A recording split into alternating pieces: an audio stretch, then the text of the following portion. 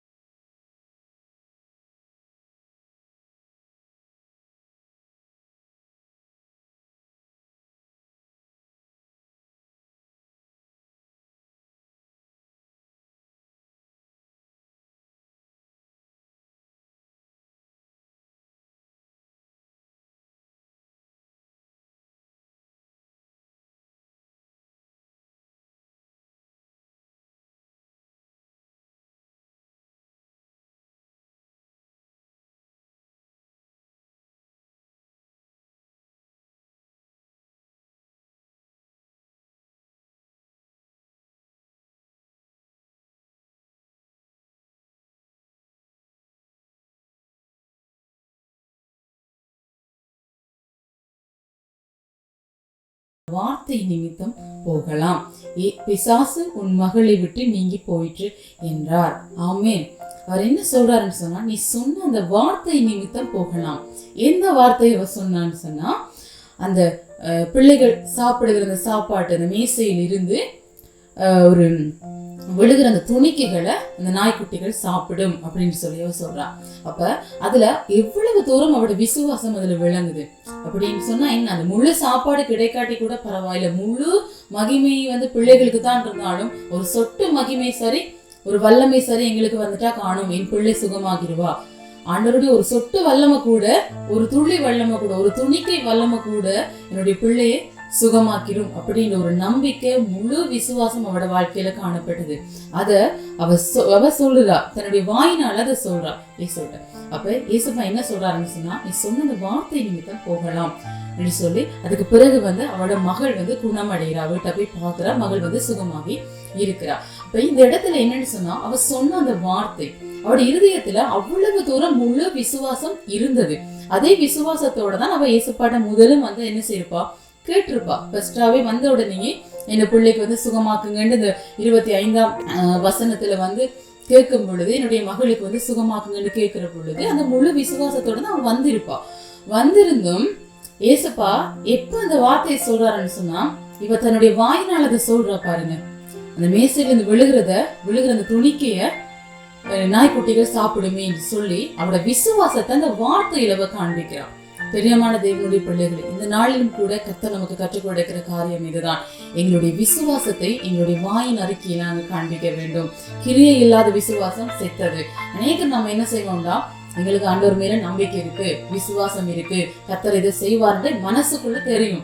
ஆனா வெளியில என்ன செய்வோம்னு சொன்னா, எதிர்மறையாக நாங்க பேசிக்கொண்டு இருக்கோம். ஒருவேளை இது நடக்குமா நடக்காதான்னு சொல்லி எதிர்மறையான ஒரு வார்த்தைகள், அவிசுவாசமான வார்த்தைகள், நம்பிக்கையற்ற வார்த்தைகளை நாங்களும் கதைச்சு எங்களோடு இருக்கிற மற்றவர்களுக்குள்ள இந்த நம்பிக்கையற்ற தன்மை என்ன செய்யணும்னு சொன்னா உருவாக்கி விடுவோம். இவ்வளவும் எங்களோட வாயின் வார்த்தையினால நடக்கிற விஷயம்.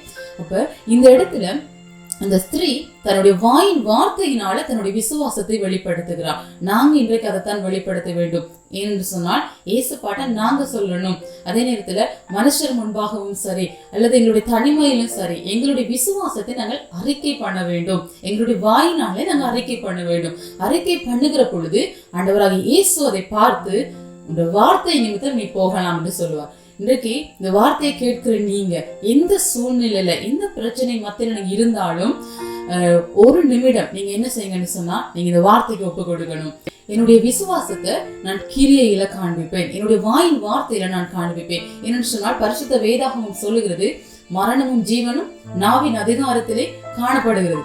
அப்ப எங்களுடைய வாயின் வார்த்தையினாலதான் ஜீவனும் உண்டாகும் மரணமும் உண்டாகும். அப்ப ஜீவனுக்குரிய வார்த்தைகளை நாங்கள் பேசுகிற பொழுது, விசுவாசம் உள்ள வார்த்தைகள், வாக்குத்தத்த வசனங்களை நாங்கள் அறிக்கை பண்ணுகிற பொழுது நம்முடைய வாழ்க்கையில அது அப்படியே நடக்கும். கர்த்தர் அதை பார்க்கிறார். எங்களோட வாயின் அன்றைக்கு அந்த ஸ்திரீனுடைய வாயின் வார்த்தையை இயேசு பார்த்தார். அதை பார்த்துதான் சொல்றார், உன் வாயின் வார்த்தையின்படி நீ போகலாம் என்று சொல்றார். அப்ப இன்றைக்கு இயேசு எங்களை பார்த்து அப்படி சொல்லணும்.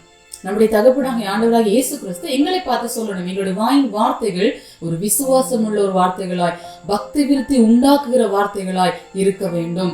எங்களுக்கு நம்பிக்கை இருதயத்தில் இருந்தாலும் அதை வெளியே காண்பிக்க வேண்டும் எங்களுடைய வாயின் வார்த்தையின் மூலமாக.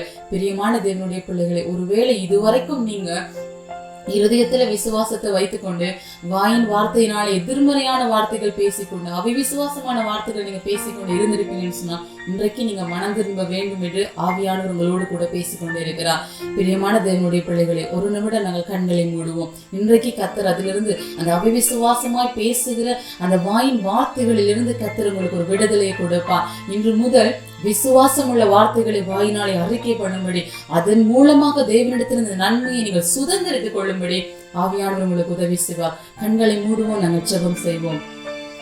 நல்ல ஆண்டவரே, இந்த நல்ல ஆசீர்வதிக்கப்பட்டதான நேரத்திலுமா நீங்க எங்களோடு பேசுகிற வார்த்தைகளுக்காக நன்றி அப்பா.